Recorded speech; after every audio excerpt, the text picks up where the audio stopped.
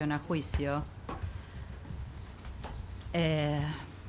Por un lado, la obligación que dispone el Código Procesal, por otro lado, las reglas prácticas que de ningún modo pueden oponerse a lo que dice el Código Procesal. Pero además, las reglas prácticas hablan de... dice exactamente que en la audiencia preliminar podrán ser establecidas las partes pertinentes de lectura de los requerimientos de elevación. Entonces, es el Ministerio Público y las partes querellantes los que pueden presentar una síntesis del requerimiento de elevación. Nosotros les acercamos a los jueces una síntesis de la cantidad de páginas de cada uno de los requerimientos de elevación, las posibilidades que tenía el Ministerio Público para hacer una síntesis de esta enorme cantidad de páginas. Le acercamos también qué había pasado en otros juicios, donde, por ejemplo, en la causa que se conoce como Abo Bis, de 64 páginas se redujo a 29. Nosotros acá estamos hablando de miles de páginas.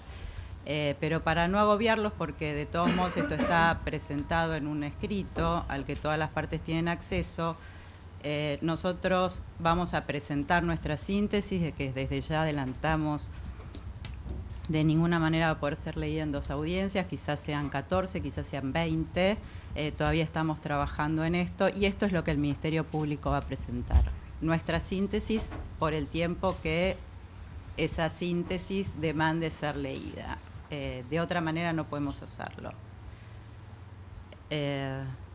Simplemente Acosta, los tramos Acosta y Otero insumirían, si no me equivoco, 7 audiencias, solo esos 2 tramos, según la síntesis que hemos hecho hasta ahora.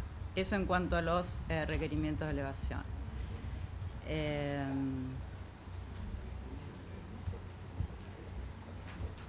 Si sumamos este pedido del tribunal con las otras decisiones que están vinculadas con las lecturas de las indagatorias y con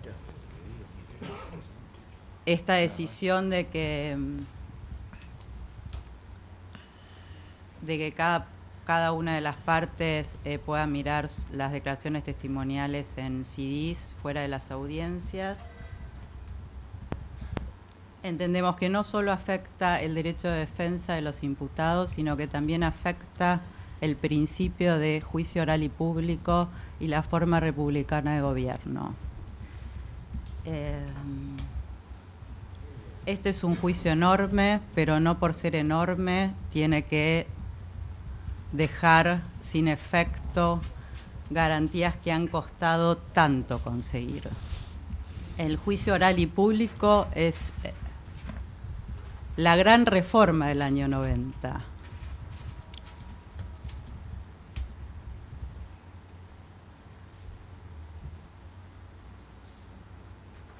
A veces a uno le gustaría tener la facilidad de palabra que tienen otros. Pienso en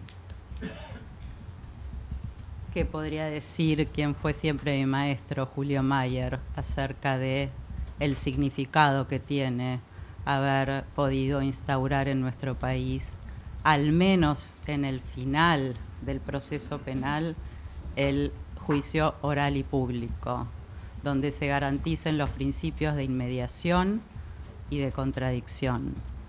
Consecuencia de esto, de este juicio público, porque no solo es para los imputados y sus abogados defensores de poder contradecir a los testigos o para los jueces de tener inmediación con la prueba,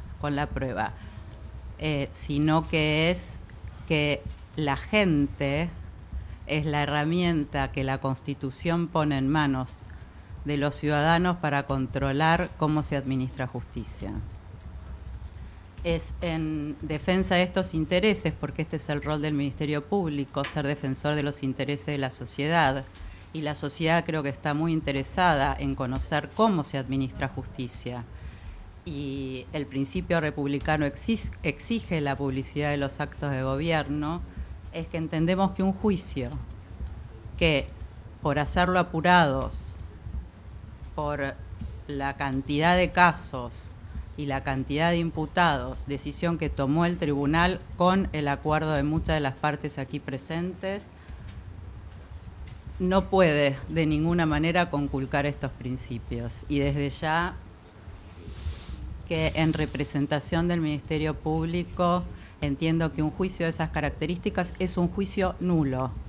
Es un juicio que desde sus inicios está tomando la decisión de que sea un juicio violatorio de los principios constitucionales y de las normas del Código Procesal que lo regulan y que lo implementan. Entonces, cualquier cuestión que se derive a ser leída fuera del ámbito de esta audiencia, nosotros nos oponemos.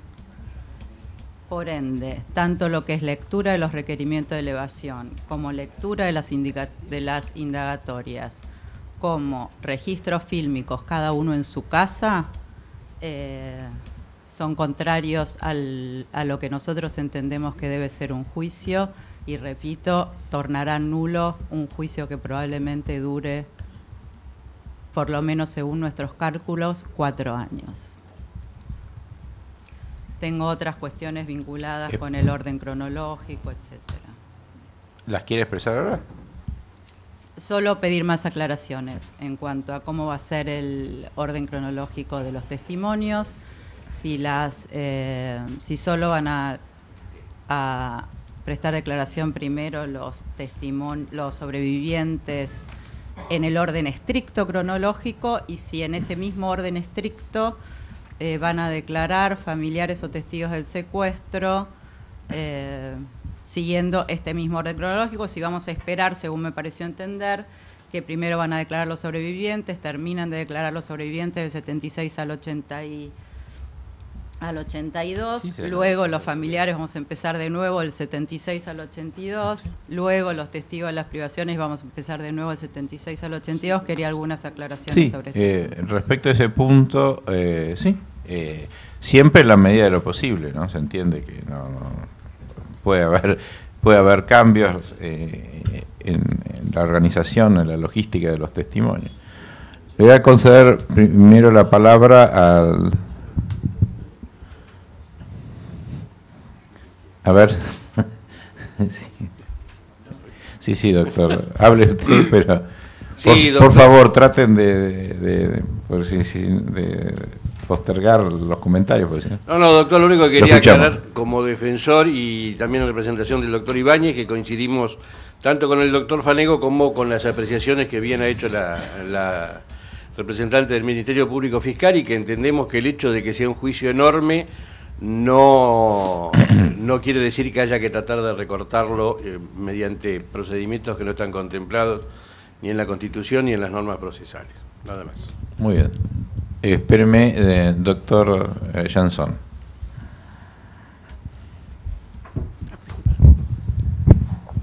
Gracias, señor presidente. Yo creo que ya es una cuestión resuelta. Lo acaba de informar el señor presidente del tribunal. Pero como las partes insisten, yo me veo en la obligación de insistir mínimamente para no provocar tedio. No se trata de recortar un juicio. Me parece que hay una seria equivocación en la apreciación. Se trata, y esto no lo tiene en cuenta la señora fiscal, que espero que el día del alegato pida la nulidad del juicio, espero que lo haga. No se trata de recortar, se trata de tener en cuenta lo que no se tuvo en cuenta en la década del 90, cuando se reformó el Código Procesal para instalar el debate oral y público. Cuando se instaló el debate oral y público, no se pensó jamás en este tipo de juicios. No se pensó jamás en que las víctimas tenían que ir una tras otra vez a declarar lo mismo, su padecimiento, su sufrimiento. Y es lo que la señora fiscal no está teniendo en cuenta. Entonces, no se trata de recortar ni el juicio ni derechos esenciales. Se trata de ser racionales y se trata de poner por sobre todas las cosas el énfasis en las víctimas. Gracias. Muy bien. Doctor, adelante.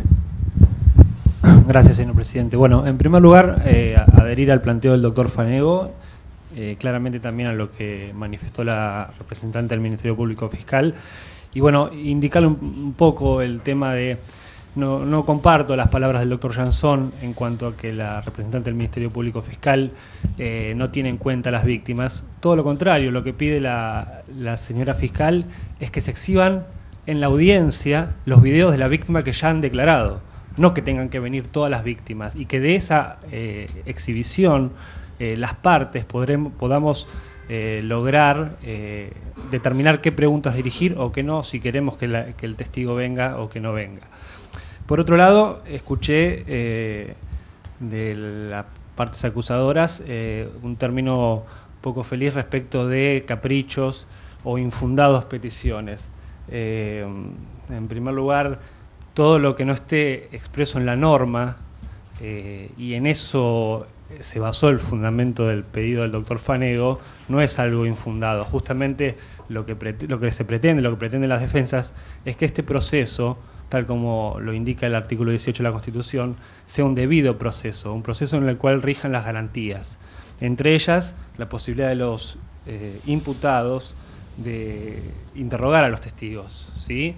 Y no es una cuestión únicamente de las partes, de los abogados, tanto de las acusadoras públicas, privadas, particulares y de las defensas, sino también de los imputados, ¿sí? En el caso del sistema que ha escogido el tribunal, por ejemplo, para esta defensa, que tiene 9 imputados, se le debería hacer llegar ese CD en el término oportuno a 9 personas, ¿sí? Que deberían verlo, analizarlo y ver si requieren o no. Esto no quiere decir que mis asistidos vengan a todas las audiencias, pero tienen el derecho de venir a todas las audiencias y analizarlo. Lo que no se hará, no podrá hacerse materialmente es que se le exhiban todos los CDs de cada uno de los testigos que ya han declarado en este juicio y en otros juicios para que ellos tomen conocimiento. Es algo que materialmente es imposible, que comparto lo manifestado por la señora fiscal en cuanto a que todo lo que no se produzca en la audiencia pierde la inmediación, pierde el sentido del debate oral público, y por eso me opongo al punto resuelto por el tribunal respecto a la exhibición o la entrega de las filmaciones a cada una de las partes. Nada más, gracias. Creo que está la doctora primero. Gracias, doctor. Está la doctora. Adelante. ¿Sí usted está? Sí, sí.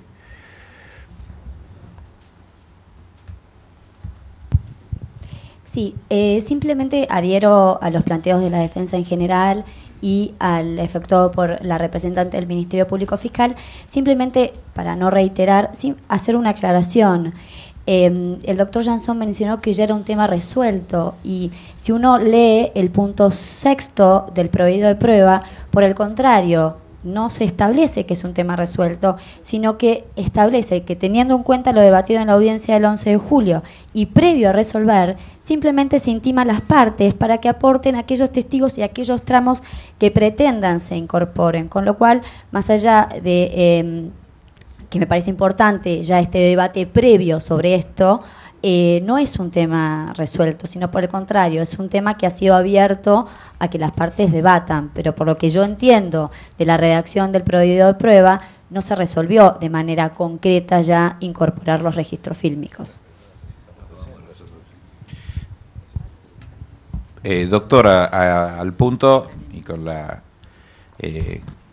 coincidencia de mis estimados colegas, le preciso de que lo estamos resolviendo en este, valga la redundancia, preciso acto, ¿no?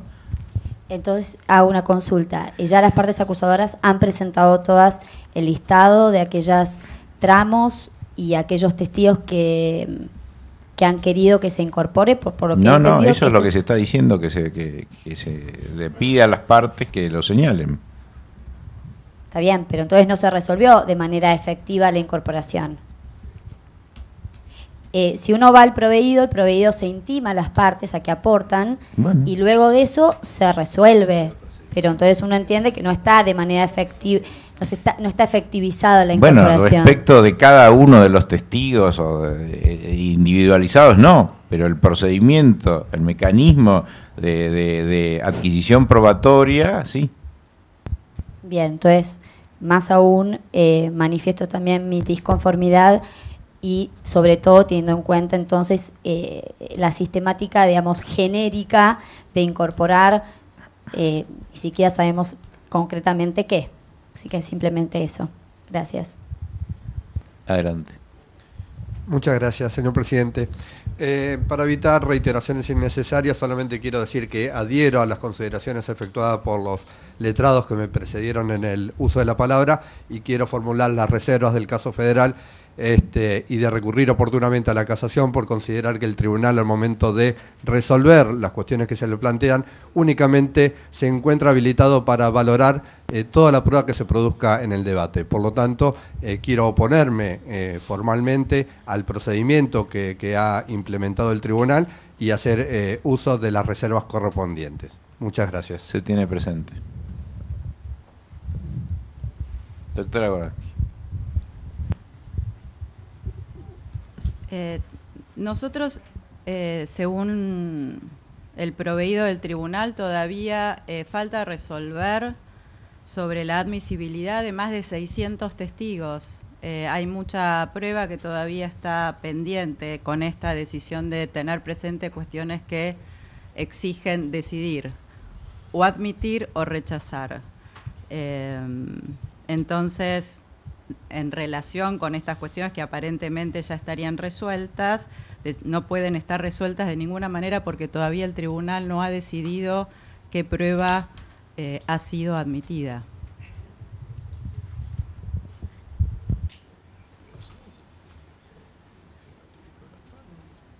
Perdón, y lo mismo también agotó a las reservas de recurrir en casación y corte. Bueno, se tiene presente las reservas formuladas. Espéreme un segundo, por favor.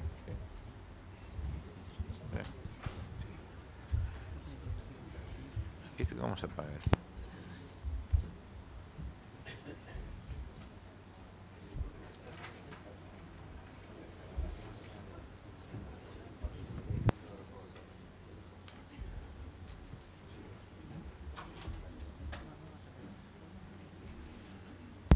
Bueno,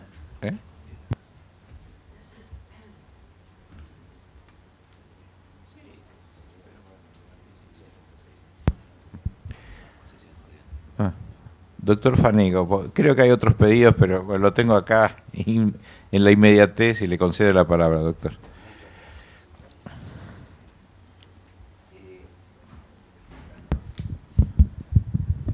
En primer lugar, le quiero agradecer a los restantes colegas codefensores de haber compartido el planteo que hice y así me congratulo también de las opiniones vertidas por la señora representante del Ministerio Público.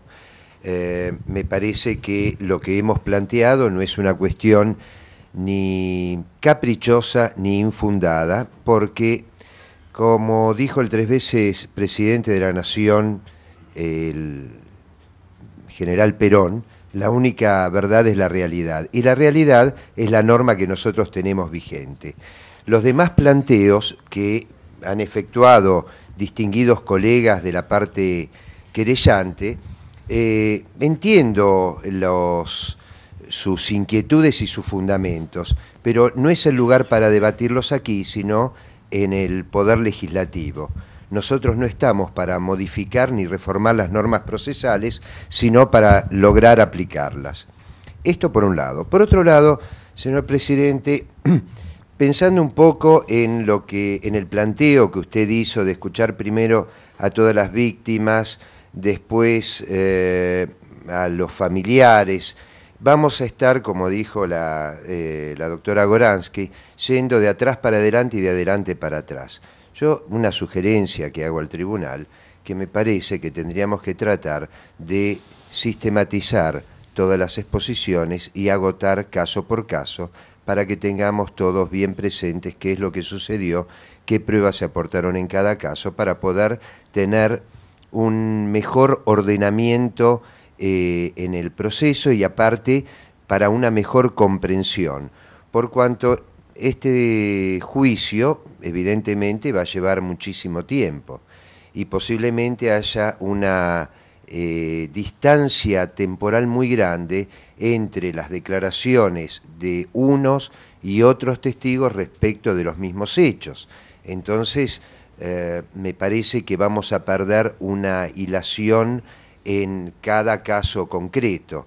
Me parece, esto es una sugerencia para que lo analice el tribunal y vea la posibilidad de encontrar algún mecanismo que sea más lógico y no tener que ir y volver permanentemente a lo largo del juicio con los hechos, por los cuales nos vamos a perder todos, salvo que, bueno, tengamos un final anunciado y sea una cuestión meramente formal la convocatoria a testigos o demás pruebas que se vayan a realizar. Por supuesto, también en nombre del doctor Olmedo Barrios y en su representación promiscua del doctor Ibáñez, también hacemos las reservas pertinentes frente a las decisiones del tribunal que consideramos agraviantes de la defensa. Gracias. Sí, bueno, estaban los... No sé quién va a hablar. Ustedes, más adelante. Hola, gracias señor presidente. No, esta querella quería solicitar si está dentro de las posibilidades del tribunal concedernos un cuarto intermedio de 5 minutos a los fines de poder charlar algunas cosas que hemos escuchado en la audiencia, si está dentro de sus posibilidades.